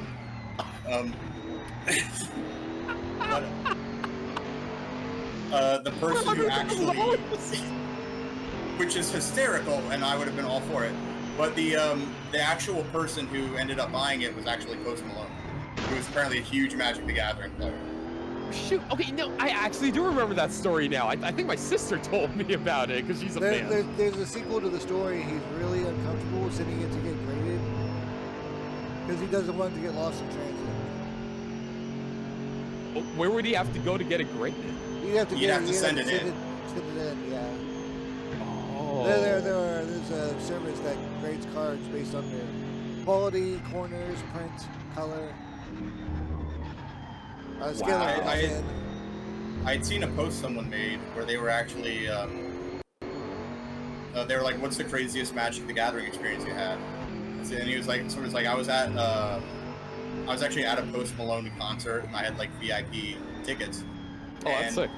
After the show, Post Malone was coming off the stage after he finished the show, and I was like, "Hey, Post, I brought my deck. Do you want to play some Magic?" He was like, "Fuck yeah, I want to play some Magic." Yeah, that's incredible. And he's like, that's not even the craziest thing, because during the game, Post Malone created a token of something. Yeah. So he needed a proxy for the token, and he reached into his bag and pulled out the One Ring that he bought and used that as the token during the game. Oh my God. Yeah. That is the best. That is the best. Kara says you can use Black Lotus in Vintage, I believe. Brett loves that idea. I can imagine. Okay, it would. That whole Lord of the Rings thing would play out the exact same way the movie does, though. They'd be like, throw it in, and whoever has the ring card would turn around and be like, no, I don't think I will. My precious. My question is, who would be the Samwise that would carry the person up the mountain? Yeah, that's the real question. In one of the most emotional scenes in cinematic history. Replace the ring with the card. Movie says, what's the commander? And you play Post Malone and Post Magic. Malone take the ring to Mount Mordor. I did not play Post Malone Magic. That was somebody else I was afraid to post. I wish I could play Post Malone Magic. He'd probably kick my ass, but... You would be the Samwise in that situation, Mecha. Oh, man.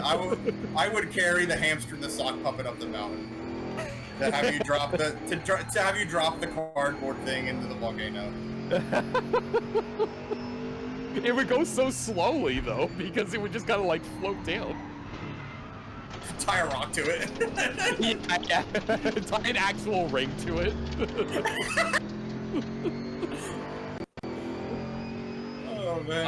Sidar Kondo and Silas Wren. Oh, we're the commanders. That's what Kara was talking about.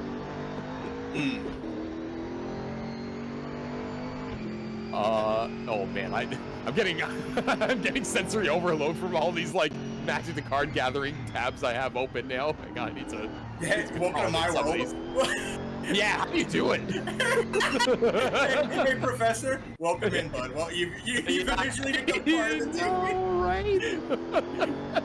But I love like card art and like watching card games. Just playing them myself is not something I'm out of. My brain's not like built for actually playing the games for some reason. I mean, the thing is, I feel like that's one of the best things about Magic the Gathering is there's such a wide variety of rules, and decks can play in such a huge variety. In games like Yu-Gi-Oh! Or Pokemon, it's like, yeah, you do have a little bit of like, depending on the type of cards you use, things might change a little bit, or like you might be shooting for specific effects. Yeah. In Magic the Gathering, you can design in a deck to have an entirely different play type. Like Zartar was saying, he plays a mill deck. So his whole thing when he would be playing his mill deck was making his opponent discard cards from their deck. And the intent, besides making sure like they get rid of their best cards, is in Magic the Gathering, if you go to draw a card and you cannot draw from your library, you lose. Right. So I play Strategery. Yeah, strategery. Apart from slivers, I also play with infect counters, which my creatures, they deal infect damage. So they don't deal normal combat damage to opponent's life. They deal damage in the form of poison counters. And no traction on grass. Yeah, that's not a thing. Yeah. But for poison counters, if you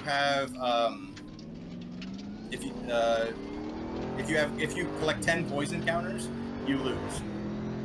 So instead of doing 40 damage to a person's life, I could deal damage in the form of 10 poison counters and win that way. And that changes up the entire style of game, basically. Yeah.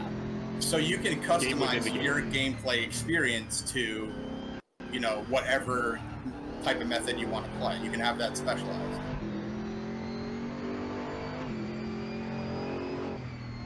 Magic's just so cool. Sorry. I thought you said something. Yeah, play Magic the Gathering is worth it. Yeah, I was enjoying the nostalgia. The nostalgia of Magic. We'll play Magic the Gathering, Professor. I think you would enjoy Magic the Gathering, especially if you like the strategic aspect of being able to build your own deck and formulating your plan, like having your deck designed for something.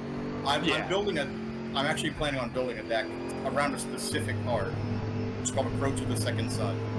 And the whole point of it is the first time you play Approach of the Second Sun, you put it back into your deck 7 cards from the top.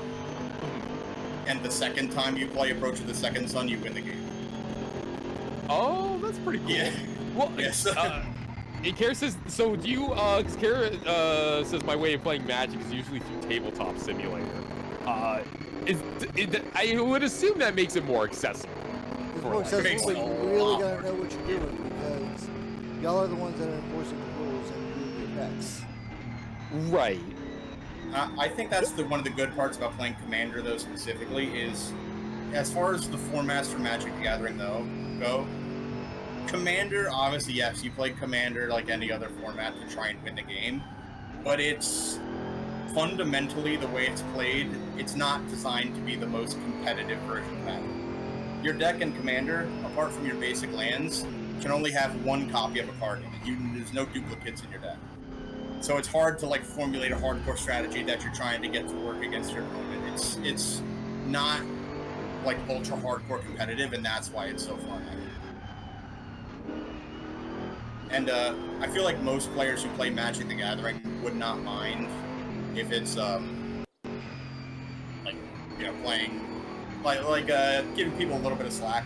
Like when I play with my friends on our game nights, people are like, "Oh man, I forgot this trigger," and I'm like, anybody else got a problem with him doing his trigger that he forgot? And then most of the time, they're like, "Nah, dude, just go ahead, it's fine." So it's you are self-policing in tabletop sim, but most people are. It's just such a chill experience that most people will not care. Yeah. I mean, I'm glad it's a chill experience. I know my friend who was in some Yu-Gi-Oh! Tournaments every now and again, he said some some tourneys are definitely more chill than others. Like, he's definitely been part of like some toxic events where people took it like way too seriously. But yeah, I guess it depends on like the community and where you're going. But I used to like travel for those kinds of things.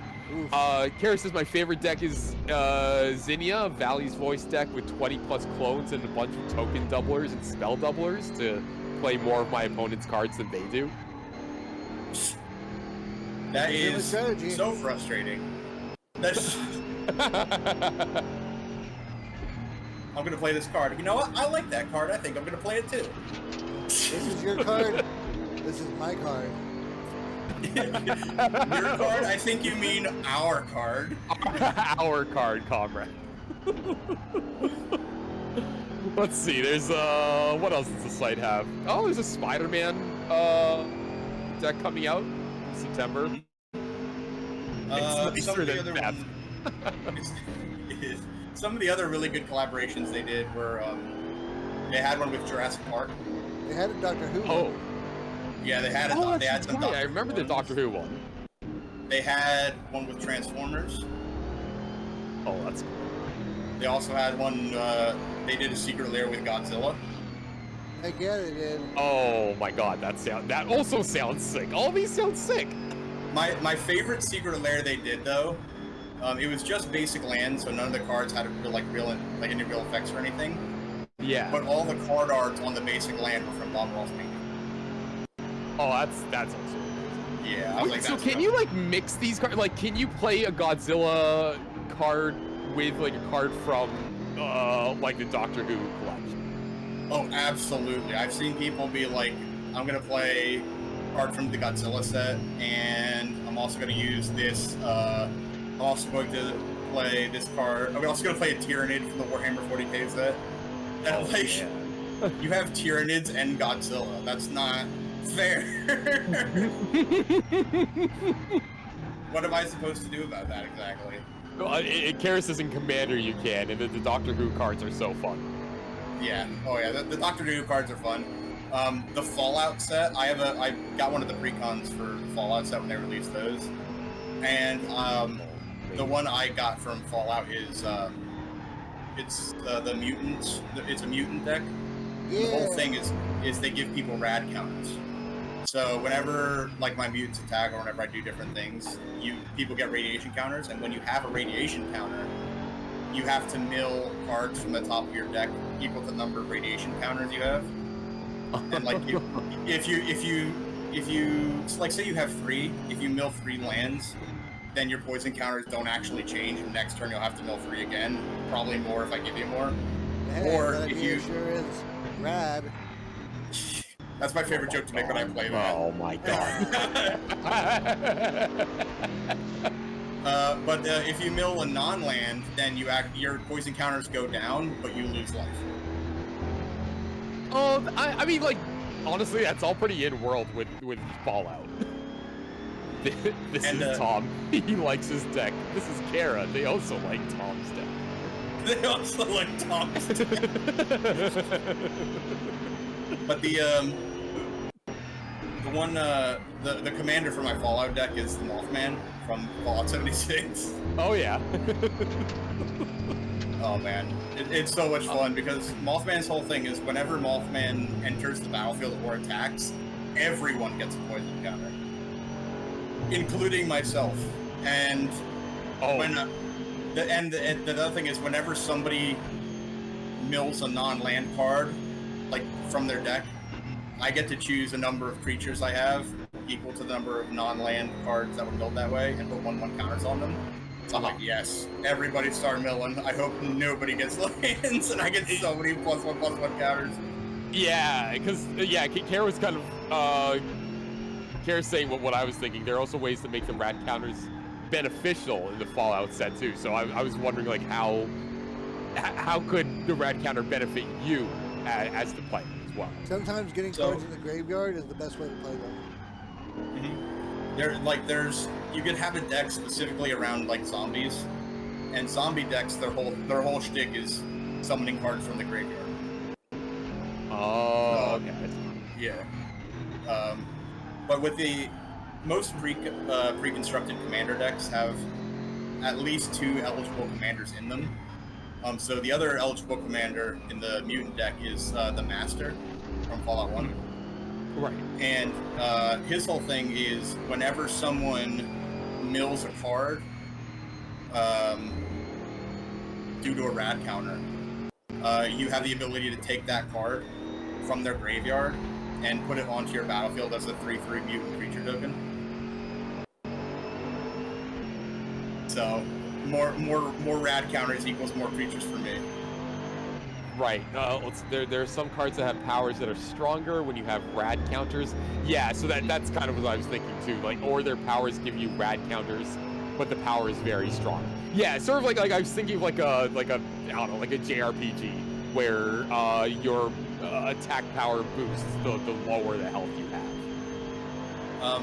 I cannot remember the name of the card, but there's a commander you can have from the Final Fantasy set. I'm sure someone who knows more about this than me would know the actual name of the card. But it's a flip card, so it's like you play the card, and then when you do basically like when you play the card, you choose a creature on somewhere on the field, like one of your opponent's creatures, and all other creatures beside that one get -1, -0. And then it's like when the chosen creature dies, flip this card over, and the other side it says like choose an opponent, like one of your opponents. When that opponent loses the game, you win the game. So like you don't have when your chosen player loses the game, you win the game. So like I would not have to kill all of my opponents to win. I would just have to kill one person. Kill one person. Congratulations, you've drawn my ire for the rest of this content. Kara says they know that card. Yeah. I know it well. The more accurate way to win against a Master Commander deck is to convince the player to do something else besides play Magic the Gathering. Pretty much. Is that lore accurate? I mean, once you hit hour 4, look, playing around a Mario Party seems a lot more tempting. Yeah. So spoilers for Fallout 1, if you hadn't played a game from 1996. Yeah. You confront the Master at the end of the game. The Master's whole plan is he's been abducting people from the wasteland and turning them into super mutants. And his goal is basically to turn everyone into super mutants, to basically save humanity that way. And you can try and fight the Master, you can try and like disconnect him because he's part computer, like part machine. But right. The easiest way to defeat the Master is if you have a high enough speech skill. And I think it's a medicine check as well. You can let the Master know that it's like this will never save humanity because super mutants are sterile; they can't reproduce. And if you could prove that to the Master with like I think a medicine check, the Master realizes like, oh shit, you're right, this will never work. And he'll be like, I need to think about this, and you leave, and then he kills himself. But doesn't they like kind of turn around to where like the super mutants eventually do evolve a way to procreate? All super mutants, I think. I don't think so. I think all super mutants are sterile. The way super mutants reproduce is literally by kidnapping people and injecting them with forced evolutionary virus. So they need humans to reproduce to make more super mutants. I know that there's like still like groups of super mutants out there. I know like the idea is, I know they all migrated east after Fallout 1. But yes, like, super mutants. There's still so many of them. Yeah, super mutants exist everywhere in the wasteland. Because Vault-Tec was doing a lot of tricksy stuff with the FEV. They were trying a lot of things. So, unfortunately for everybody in post-apocalyptic world of Fallout, the FEV is still very prevalent. So it's not hard for super mutants to turn other people into super mutants. Plus, super mutants don't really die unless they're actually killed. They're kind of like lobsters, where they'll kind of live forever if they're not killed. People die when they are killed. People Confirmed. do die when they're killed. Not lobster. Thank you for the hydrate redeem, by the way, Butterfly Fox. And Brad has a better lore accurate one. Convince the other player that if they don't drop Magic the Gathering as a hobby, they'll never get married. I think even if in 4, it's still FEV inject / dunk. Roaches. Roaches. I'm doing the hydrate redeem, by the way. I'm not drinking and driving. There we go. Oh, nice. Yeah. I was like, wait a second, what happened? No, yeah, I was drinking some water. I actually needed that water. I had a little bit of cotton mouth, I think. Yeah, thank you. Yeah, thank you for that. I hope everyone in chat's hydrating too. Everybody drink some water. Oh, that's Another. water. It'd be weirder if people didn't die when they were killed. We do have an Eldritch Horror, and I'm not sure if Mecha is technically alive or not. Technically, I am a cyborg. If you really want to get specific with it, because I have a human brain and human nervous system, just in a robot body. Yeah, I was gonna ask, is the brain in pickle juice? It's not in pickle juice, no. Okay. I'd be much happier if it was, but it's. I just needed to be sure. Yuck water? What do you mean yuck water? Water's great. Water's good for you. Water is good for you, confirmed. Drink water, get good. Not Dasani water, though. I'll fight you. No. I drink smart water because I'm bougie. Smart water's really good. There's like an alkaline version. Oh my god, sorry, I can't believe I'm talking about things that my dentist has told me. They were like, ooh, this alkaline water is really good for your teeth. Oh, thank you. I didn't know that. Not dying when you're killed is different from not being killable. Can we taste the brain juice? Oh my god. Can we taste the brain juice to confirm it's not pickle juice, Mecha? I would rather you didn't. I don't know how to. It's bulletproof glass and affixed to my cranium. I don't know how to take it off. So that's smart though. Bulletproof glass. Yeah. Good call. Okay. I missed the. Okay, that's fine. Canonically, how large is your mecha model? Like IRL? Like, are we Godzilla size? No, it's smaller than actually a normal organic Deathclaw. Organic Deathclaws can be about anywhere between 9 to 10 feet tall. Okay. Mecha is about 8 feet tall, so a little bit shorter. Okay. I was wondering because when you sent your PNG, I was like, this is like one of the largest like PNG models I have here. So I was thinking like, I don't want to make it like small. I don't want to size it down because I want to make sure it's still lore accurate. Yes. Mecha as the physical form is about 8.5 feet tall. He says 8.5 feet tall, but it's 8. What about Mecha Owl though? Yeah, Mecha the Owl owl is is fairly new to me as well. You just like detach the body and go into like a scout mode. Yeah, Mecha Owl is 2.5 feet of pure hate. He's so angry all the time, and well, I like to think it's the same reason house cats are angry all the time, because cats are nature's perfect killing machines, designed for hunting and stalking prey, and they're trapped in a body that's smaller than a bread box. So that's why Mecha Owl is so mad too. Yeah, I was gonna ask, where did the idea for Mecha Owl come from? So it actually came from another streamer that is a friend of Reddit and mine. Her whole thing is owls, and she was doing a re-debut, and she actually put out this thing like you can design your own owl for the stream. So everybody designed their different little owls. So I got Mecha Owl, and I love Mecha Owl. And Oh, he's it's angry amazing. all the time. Yeah, he's. Yeah, I love Mecha Owl. Yeah. I was gonna guess condensed angry. Yeah. The smaller you make him, the more angry he gets. Brett says it ain't blast proof. I guess you're talking about the brain glass. Brain glass. Only bulletproof, not blast proof. It's largely shrapnel proof as well. Shrapnel moves a little bit slower than most large caliber bullets.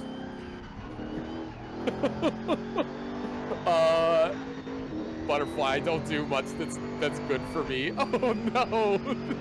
Water, good. Water, good. Do water. Do drink water. Do drink water. Heck yeah. You need to join the war that Brett and I are having, where we throw trains at each other. Well, I will say, for credit's due, in the promotional image you made for this race, it did look like I was going to be hit by a car for charity. Yeah, that wasn't the intention. It does look like a like you could car take it on. The thing is, I felt like you could take it on. I feel like I could, especially these cars are rather light, all things considered, so I feel like I'd be okay. That being said, it was so funny. I was like, it looks so good, just car versus mech. Yeah, that was... It's like that one Street Fighter stage where you gotta beat up the car. Yeah. That's kind of what I was thinking afterwards. I was like, wait, no, this kind of slaps. Another Magic the Gathering, by the way, Magic the Gathering / racing connection. The car in front of me currently is a Nissan GTR. In the old version, the Nissan R34 GTR. No, sorry, not the R34, the R32. When they Nissan initially released that, it raced in the touring car races in Australia at first, and the car was, as you can see, even compared to this Ford GT, the Nissan is quite large. Yeah. And also apparently a bully. Wow, that was rude. I love the Nissan love. That's usually my go-to car. Like I've had 2 Nissans now, and I've loved them. Well, the thing about the Nissan is specifically the GTR or the GTR R32. It was a very big car, and it was very loud. It came from Japan, and it destroyed all the competition in its path. So people gave it the nickname Godzilla. Wow. Oh, that's so cool. Yeah, I'm like, that's awesome. And if you've ever, I'll have to show you after the marathon stream is over sometime on Monday. Yeah. But there's actually, you could hear clips, and ever so slightly, listening to the R32 throttle up, it kind of does sound like Godzilla screaming in the movies. That's amazing. Oh, that's got to be my next car. I'm looking it up right now. It looks really sick. I also didn't realize Nissan's putting out finally their like own full electric vehicle next year. They fell really behind the electric vehicle race. Are you an electric car fan? I was thinking about getting an electric car like down the road. No pun intended. I'm just like, I was kind of following just the news like with Nissan, since they now are owned by Hyundai.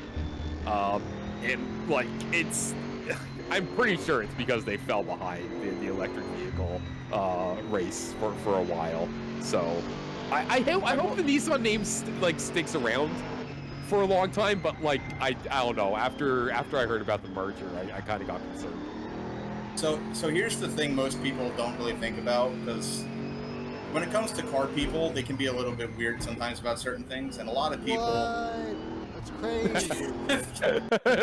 Right? No. But a lot of people, they when they think of electric cars, they think of, like when they think of racing, they think of, gas powered cars with turbos that you can hear spool up and has a really distinct sound.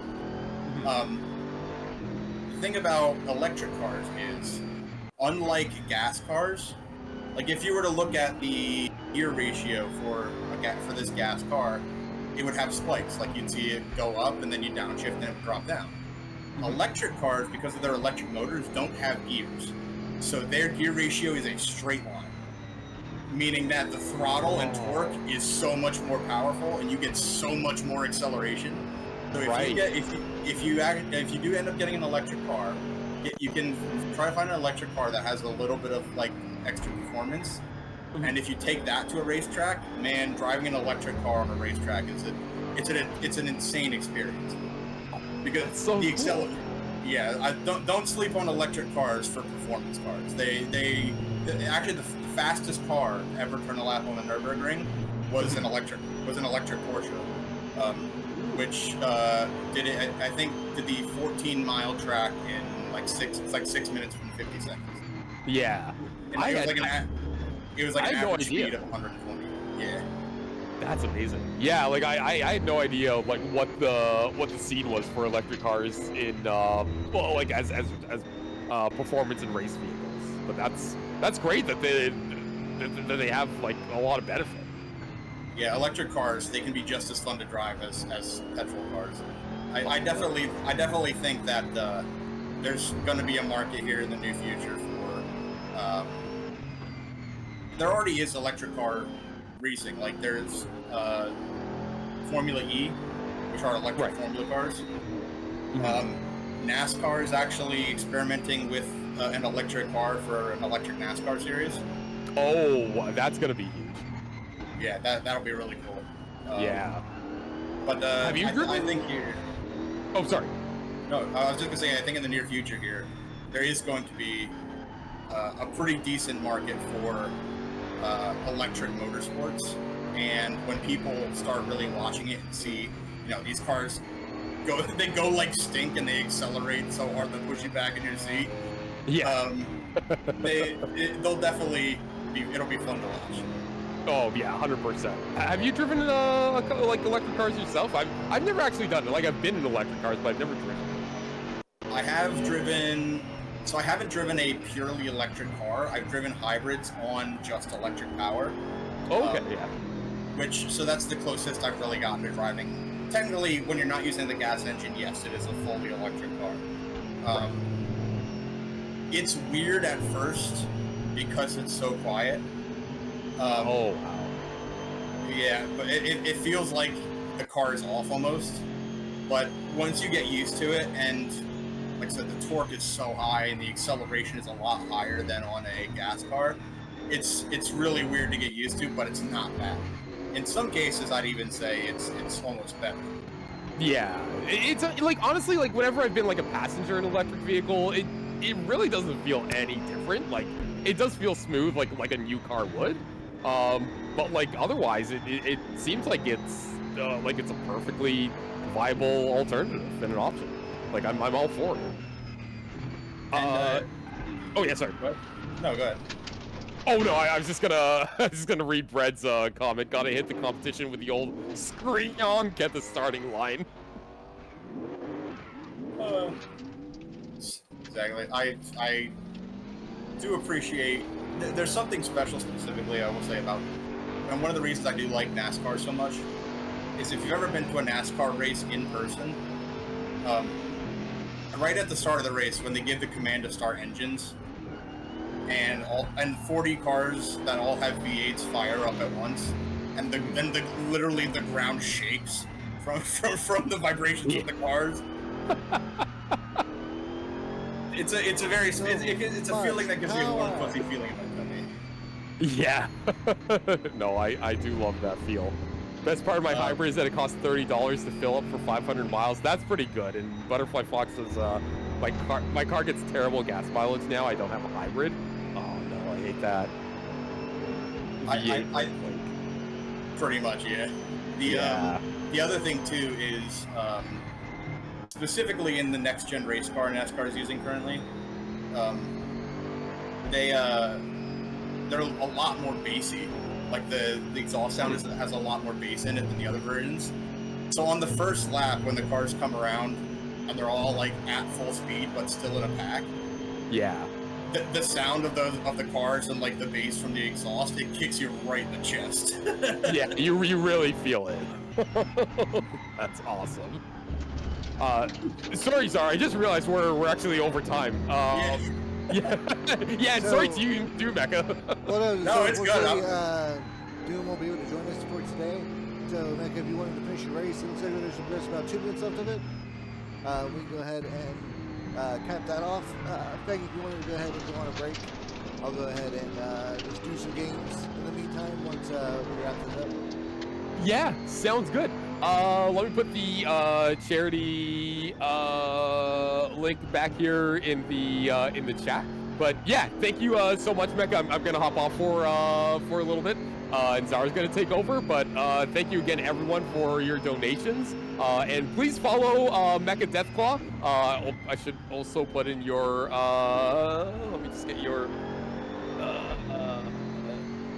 Twitch handle here again. Oh, there we go. Because we really appreciate you coming by for the marathon and playing some race room and showing it off to everyone.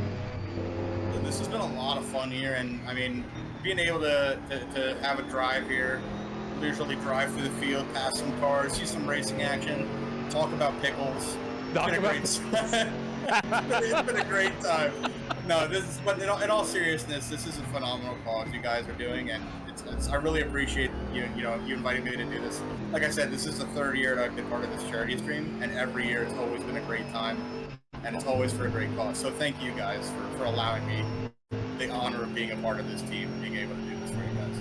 Oh, thank you so much, Mecha. Heck yeah. Random hugs, Abdominal says. Like, I couldn't agree more. I'm going to throw it over to Zara, and I'll be back closer to 5 o'clock. Enjoy your break. Thanks. See you guys. Bye.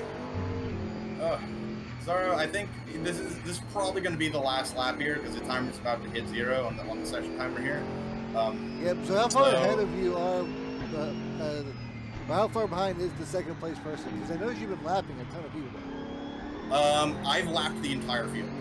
So yeah. So if you actually look at the top there, it says second place is I'm +1 lap on second place. So I apparently am in the process of double lapping some of the field here. But, oh damn. You know, it is what it is. It is a great time here, and I mean, you know, hopefully there were some really good racing moments here. I've been able to make some good moves, but I'm glad I was able to. I hope you guys enjoyed the race here today. Yeah. But once we get to the line, I guess we'll be able to talk a little bit more here,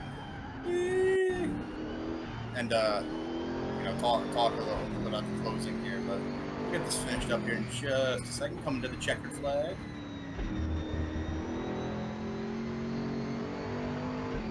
Checkered flag was waved.